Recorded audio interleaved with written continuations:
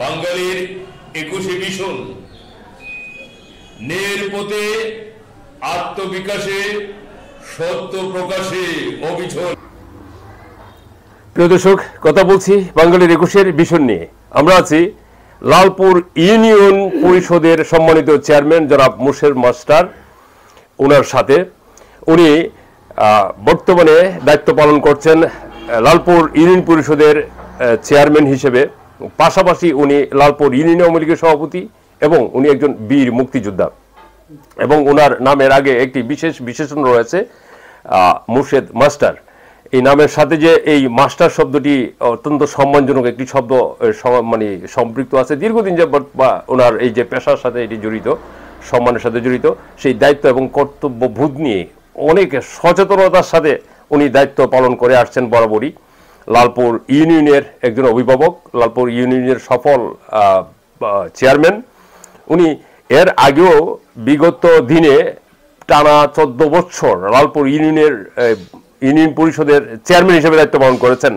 এখন এই 2022-এ যে নির্বাচন হয়েছে, সেই নির্বাচনে বিপুল ভোটে বিজয় লাভ করে উনি নৌকা প্রতীকে বিজয় লাভ করে চেয়ারম্যান হিসেবে দায়িত্ব পালন করছেন। এই জনাব মুর্শেদ মাস্টার সাহেবের নেতৃত্বে লালপুরে আমরা এই উন্নয়নের ছোঁয়া দেখতে পাচ্ছি। বর্তমানে লালপুর বাজারের যে মেইন রোড, উক্ত মেইন রোডের একটি সিসি ঢালাইয়ের কাজ চলমান রয়েছে। আপনারা দেখতে পাচ্ছেন এই যে সিসি ঢালাইয়ের এই যে কাজটি হচ্ছে, অত্যন্ত মানগুণ বজায় রেখে, এবং চেয়ারম্যান সাহেব নিজে ভর্তুকি দিয়ে এই কাজটি সম্পন্ন করছেন। উক্ত কাজটি 94 মিটারের একটি সিসি ঢালাই, যেটি ভুক্তভোগী ছিল অত্র অঞ্চলের সাধারণ জনগণ। বিভিন্নভাবে একটু বৃষ্টি হলেই যেই জায়গাটি পানি ভরে থাকতো, সেই জায়গাটি সংস্কারে হাত দিয়েছেন। LGSP 3 প্রকল্পের আওতায় 3 লক্ষ টাকা ব্যয়ে এই কাজটি নির্মাণ করছেন। পাশাপাশি একটি ড্রেন হবে এর পাশে। জনাব মুর্শেদ মাস্টার সাহেব নিজের ব্যক্তিগত ভর্তুকি দিয়ে কাজটি সম্পন্ন করছেন। উক্ত কাজটি সম্পর্কে এখন আমরা জানবো বীর মুক্তিযোদ্ধা, লালপুর ইউনিয়ন আওয়ামী লীগের সম্মানিত সভাপতি এবং লালপুর ইউনিয়ন পরিষদের সম্মানিত চেয়ারম্যান জনাব মুর্শেদ মাস্টার সাহেবের কাছ থেকে। আসসালামু আলাইকুম।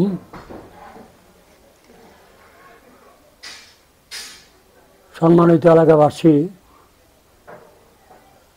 আমি 2 টার্ম চেয়ারম্যান ছিলাম। এর মধ্যে অনেক ব্রিজ, কালভার্ট, রাস্তা, অনেক কিছু করেছিলাম।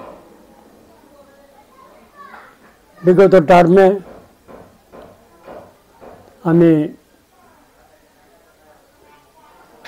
যখন চেয়ারম্যান ছিলাম না, আমার প্রতিপক্ষ খায়ের সাহেব 5 বছর চেয়ারম্যান ছিলেন। এলাকাতে আসলে উন্নয়নের কোনো ছোঁয়া লাগে নাই। আমি যে সব কাজ করেছিলাম সেই সব কাজই মানুষের চোখে পড়ে। এই বছর জনগণ আরও অনেক বেশি আশা নিয়ে আমাকে বিপুল ভোটের মাধ্যমে নৌকা প্রতীকে আমাকে চেয়ারম্যান নির্বাচিত করেছেন। সবাই আমার কাছ থেকে উন্নয়ন আশা করে, সেই হিসাবে আমি উন্নয়নের জন্য রাত দিন চেষ্টা করে যাচ্ছি।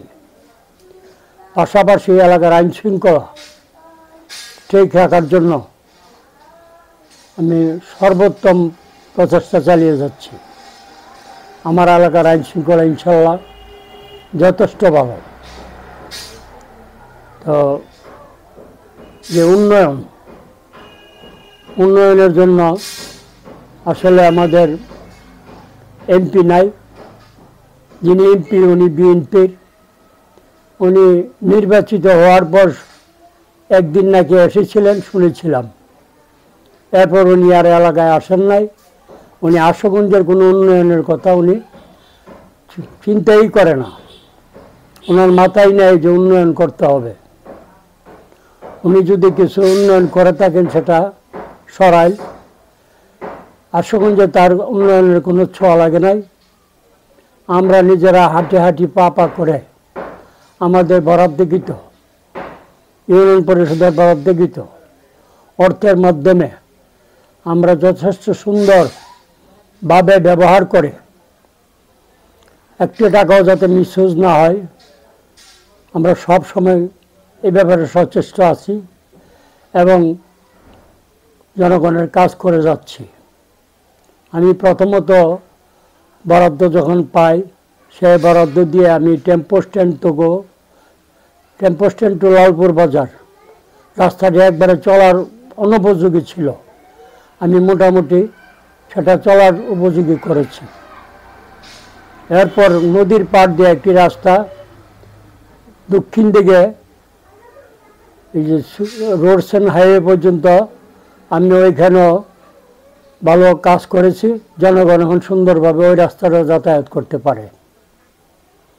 আর ইদানিং আমি এলজিএসপি কর্তৃক প্রায় 4.5 লক্ষ টাকা আমি আমার ইউনিয়নের জন্য বন্টনে আমি পেয়েছি। সেই টাকা থেকে আমি 3 লক্ষ টাকায় লালপুর বাজার মেইন রোডে একটি রাস্তা নির্মাণ করছি, যে রাস্তাটি অতি জরুরি। প্রথমত আমার এখানে একটা বড় ধরনের মসজিদ আছে, এই মসজিদে মুসল্লিরা নামাজ পড়তে যায়, একটু বৃষ্টি হলে সেখানে পানি জমাট বেঁধে থাকে, মুসল্লিরা মসজিদে যাইতে কষ্ট হয়। তাই আমি সর্বপ্রথম এই বরাদ্দটা পাওয়ার পর আমি এই মসজিদে যাতে জনগণ যাইতে পারে, আর তারপরে আমার পরিষদও যাইতে সুবিধা হয়, সেই জন্য সর্বাগ্রে এই কাজটা আমি শুরু করেছি। ইনশাআল্লাহ ইতিমধ্যে প্রায় শেষের পথে।